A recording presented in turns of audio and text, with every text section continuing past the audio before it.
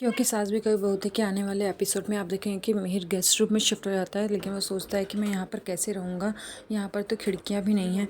तभी मुन्नी उसके लिए दवाइयाँ लेके आती है और वो बोलती है कि मालिक आप खा लीजिएगा, नहीं तो अगर आपने नहीं खाया और आपकी तबीयत ख़राब हो गई तो मलकिनी मुझे गुस्सा करेंगे। लेकिन मिहिर सोचता है कि मैं कौन सी दवाई खाऊं, मुझे तो पता भी नहीं है, तुलसी ने कभी बताया ही नहीं। आज तक तो सब कुछ तुलसी संभालती थी।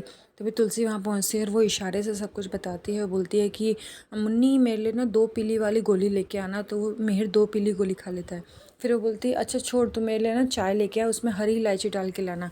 तो फिर मिहिर को समझता है और वो हरी गोली खा लेता है। फिर तुलसी वहाँ से चली जाती है और वो उसका मिहिर का कमरा सेट कर देती है, एसी सेट कर देती है, ताकि मिहिर अच्छे से सो सके। अगर एसी का टेम्परेचर सही नहीं रहा तो फिर वो सो नहीं पाएगा।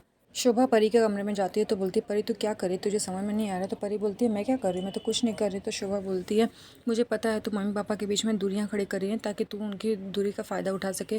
तुझे नहीं लगता कि तू ये सब गलत कर रही है, तू पापा के प्यार का फ़ायदा उठा रही है। माँ मेरी ना होकर तेरी होती है, हमेशा वो तेरे लिए खड़ी रहती है, लेकिन तूने उनके साथ में ही ऐसा किया। लेकिन मैं तेरी चाल कामयाब नहीं होने दूँगी और मैं उन लोगों को साथ लेके आऊँगी। तभी परी बोलती है कितनी चालाक है ये, अपनी माँ पर ही गई है। दूसरे दिन मिहिर सबको बुलाता है, नोना को भी घर पे बुलाता है। सब सोचते हैं कि क्यों बुलाया है।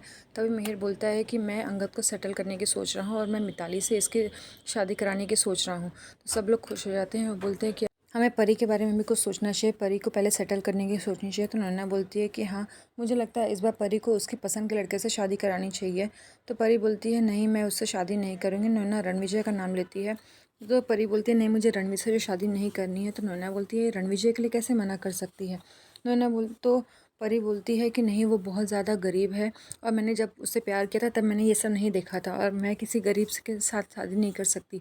तो वो बोलती है कि अरे कोई बात नहीं, हम हैं ना, हम उसे सेटल करेंगे। तो परी खुश हो जाती है कि इस तरीके से तो मुझे ज़्यादातर में भी हिस्सा मिल जाएगा। वहीं तुलसी सोचती है कि ये इतना चालाक लड़की है, इसने सब कुछ अपने लिए फ़ायदे के लिए किया है, आखिर में इसको प्रॉपर्टी चाहिए थी और इसने सबको दिल जीत कर वो प्रॉपर्टी ले ही ली। तो वो बोलते हैं कि हाँ मैं रणविजय से मिलने के लिए तैयार हूँ, तुम मुझसे बुला लो। तभी तुलसी बोलती है कि नहीं अभी रणविजय के बारे में हम सोचेंगे, इसके बारे में इतनी जल्दी करने की कोई ज़रूरत नहीं है। तो मिहिर बोलता है कि हम डिस्कस कर रहे हैं ना, एक बार मिलकर देख लेते हैं। दूसरी तरफ मिहिर अंगद को गाड़ी गिफ्ट करता है, बोलता है तुझे 1 महीना हो गया ऑफिस ज्वाइन किए, तो ये गाड़ी मेरी तरफ से तेरे लिए है और अब तेरी शादी भी होने जा रही है। तो अंगद को वो गाड़ी बहुत ज़्यादा पसंद आती है। वो और ऋतिक गाड़ी को बहुत ज़्यादा प्रेस करते हैं और एक लॉन्ग ड्राइव पर चले जाते हैं। दूसरे दिन एक पोस्ट आता है, उसमें देखते हैं कि हाँ मिहिर को एंटरप्रेन्योर का अवार्ड मिलने जा रहा है। सब खुश हो जाते हैं कि मिहिर इसके लिए कब से कोशिश कर रहा था। सब लोग खुश हो जाते हैं कि उसको बेस्ट एंटरप्रेन्योर का अवार्ड मिला है। वहीं वो इनविटेशन जाता है नोना के पास में भी। तो फिर उसकी बहन बोलती है कि कॉन्ग्रेचुलेशंस दी, अब तो आपके लिए भी बड़ी अपॉर्चुनिटी है ये, अब आप मिहिर के पार्टनर बन गई हो। तो नोना बोलती है हाँ लेकिन इसमें अपॉर्चुनिटी क्या है। तो वो बोलती है कि आप मिहिर के अकेलेपन का फ़ायदा उठा सकते हो। मिहिर अभी तुलसी के साथ में नहीं है, तो आप पार्टी के बाद में एक आफ्टर पार्टी और उसके साथ में टाइम स्पेंड करने का अच्छा मौका मिल सकता है आपको।